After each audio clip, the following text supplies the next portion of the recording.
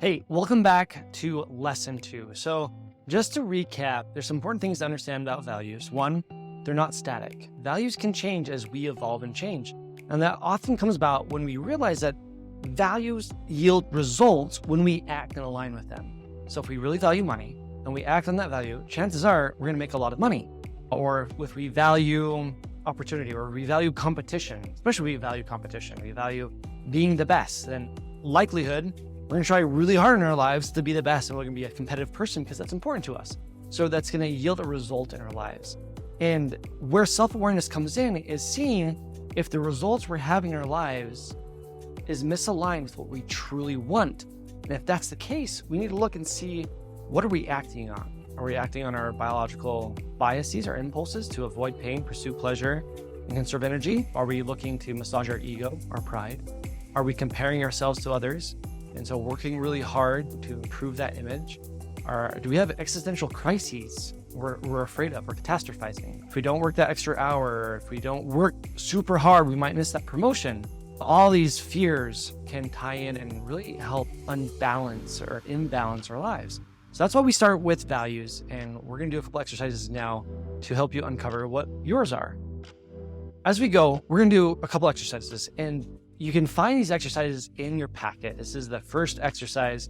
First, we're going to dive into some questions, and I'll respond how I how I responded to these questions I would put down. And then I want you to think about what you would put down. And after you've done that for yourself, I want you to approach your spouse and your kids with a really open mind. Imagine yourself the explorer. This is unknown territory. Even though we may have a lot of history with our spouses, I know when I did this with my spouse, I was actually surprised because I thought, I should value one thing. And it turned out that she did value it, but not as much as something else. And that was really eye-opening for me because it helped me see her in a much different light, and also helps inform me to how I can change the way I think about her so that I act differently. So let's start with the first exercise. And the first exercise is all about kind of priming our mind to find what we really value. And one of the ways we can do this is ask ourselves, who is that we really admire in our lives? And for me, one of the first people that comes to mind was actually my mission president. So I served the mission for the Church of Jesus Christ of Latter-day Saints. And the mission president, he's essentially over all the missionaries in a geographic location. And up to this point, I had a difficult relationship with my father. I didn't have a very strong father figure in my life, not because he wasn't there, but because my perception of him was really tainted by just all the separations and divorces that were occurring. And so when, his name was Ron Godfrey, and he was just this fearless, loving man. And at this time in my life, I had a lot of fear. And I gravitated toward this man who was just, he just stare whatever hard, difficult situation in the face, and he didn't shrink back. And I really admire that. Some other people I really admire in my life, some of my friends, Marshall Saunders, during high school, he was just always really thoughtful. He was always thinking about others and how he could help others. And some of my other friends, Jen Carpenter, and some of my roommates in college, Andrew, these are some people that I really looked up to and admired because they were consistent. I really admire my wife because she gets things done. And that's something I sometimes struggle to do. Why? Because I'm often distracted. Because during certain phases of my life, I'm willing to face difficulties, face discomfort, afraid to feel that discomfort. Much easier to lose myself in fantasy world of whatever book I was reading, or to do something that was much more entertaining than the hard work required, because I didn't know how to do it, didn't know how to step through that. And so these are some of the people I admire. And you'll want to ask yourself, why is it you admire these people? If you could draw a characteristic trait from them and implant them in yourself, what would it be? And that's where you want to get your mind going. The second exercise is looking forward, let's say, to your funeral. And you want to ask yourself, who would you want at your funeral to speak for you? What memories would you want them to share? If your spouse or one of your kids got up and said, this defining characteristic really defined my father or my mother or my brother or my sister, and I will always remember him or her for this. What would that character trait be? What would be really important for you to be remembered by? And second, and this is a fun way to think about it, is what annoys you? What is it that people do that really annoys you? Because most often, the thing that we value most, when it's operated against, causes us the greatest annoyance, causes us the greatest friction and pain when that's acted against. And it's often sometimes, what annoys us about ourselves the most is when we are living so distantly from what we truly value. So asking yourself, what really annoys you? What is it that people do that really annoy you? What is it that you do that really disappoints yourself? And it can also start helping you identifying those areas or those values that are really important to you. Go ahead and pause the movie, do this exercise. And you always want to do this first. Do the full exercise with you first. And once you're ready, once you've learned some things about yourself, and then you can prepare yourself to go and talk to your spouse or to your children. So go ahead and pause the movie, complete that. Next, you're going to do another exercise. This is the ring exercise. This is priorities. So you'll see in this exercise, you have 5 rings, and you have different areas of your life. It could be your faith in God, your spirituality, your family, your professional life, your physical health, or your social connections. And you want to place them in which ring is the highest priority to you. So, for example, you're going to do 2 sides. It's split in half. So one would be your ideal, and then you evaluate and see what does it look like in terms of how you're actually living. This will help you identify priority gap. And this is just a simple exercise to start prepping us to see what really matters to us. And values underpin our priorities and kind of helps us view our priorities. So go ahead and do this. Again, first you'll want to do your ideally, this is how you do it. And then second, this is how you think you are actually prioritizing the choices in your life. What are you setting the most time for? What do you time block off for?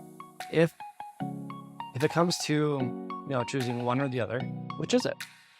So there's no hard and fast rule to decide or determine what's the highest priority. This is something you're just gonna have to go with your gut on and self-reflect. So go ahead and do this exercise, and then we'll go to identifying your values. All right, welcome back.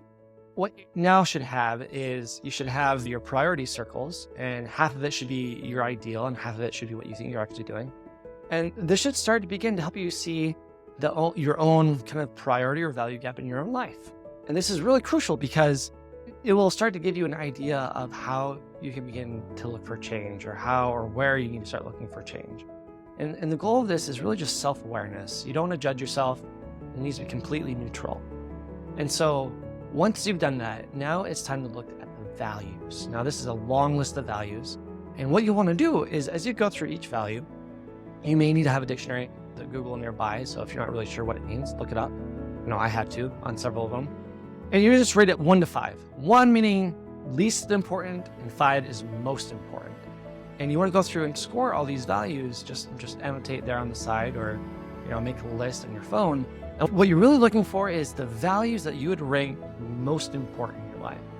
And you need to limit yourself to 15. You can only give 15 values a score of 5. And once you've done that, you're going to then rank them. Okay, of these values, what's number 1? What's number 2? What's number 3? What's number 4? What's number 5? And then finally, once you have them all ranked 1 through 15, you're going to take your top 2, and these are your core values. That when all is said and done, you are willing to sacrifice some of these others to fulfill these 2 values. And that's what you want to start thinking about anchoring. And then you want to look at what results, if I live these values consistently, what kind of results will this create in my life? What will this drive me to do? What direction will this lead me? And is that different than what I'm currently doing? Okay, we'll get back to you in just a moment. At this point, you should have your rank of 15 values, and you should know your top 2 values. And again, just a reminder, this isn't static. This isn't like you can no longer change these forever and ever. I personally, when I did this exercise initially, I thought fun and meaning would be my top 2 values. But as I looked at that and I realized that fun, while fun is important to me, I have a very light personality.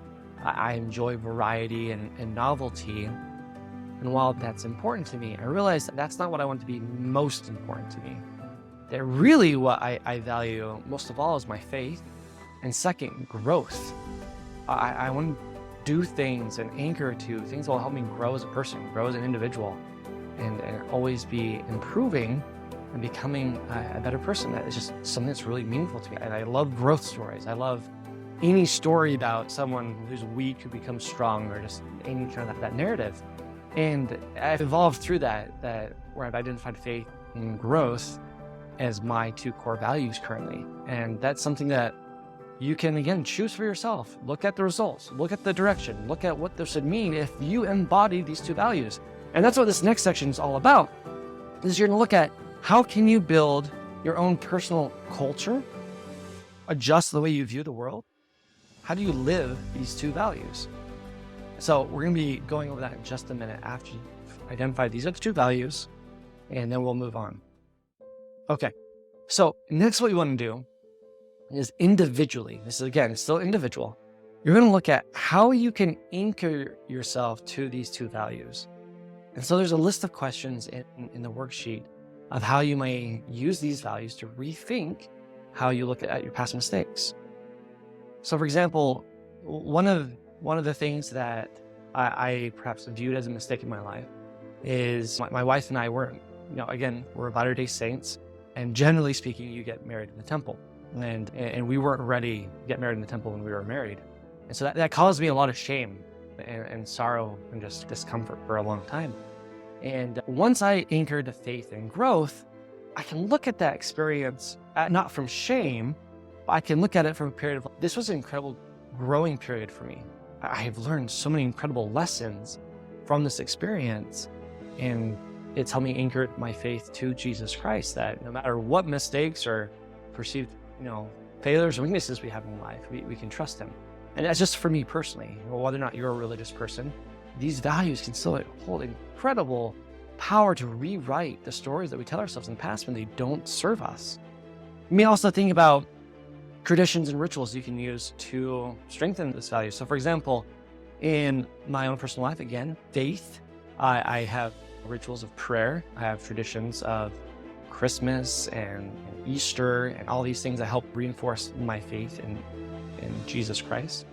And also growth. I do a lot of daily journaling. I do a lot of meditation. Again, these are all activities, rituals I use to do growth. Now, if you're looking at your family, once you understand what your spouse values, and if you ask your older children, done this exercise with them, you now kind of know whether or not your values are causing you to diverge, it's causing you to conflict with each other, or perhaps you understand why you've been so wishy-washy, or you feel aimless, unanchored, and you can see what I call the value gap.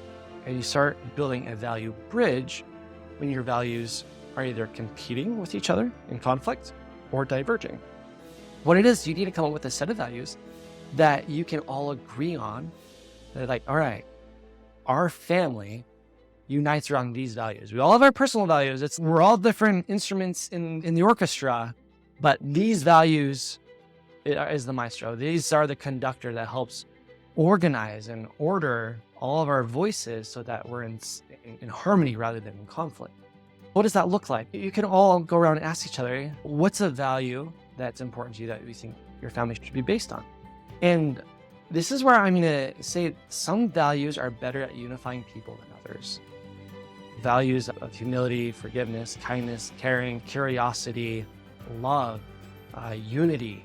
These are all things that will naturally, if everyone agrees on, is going to bring you together.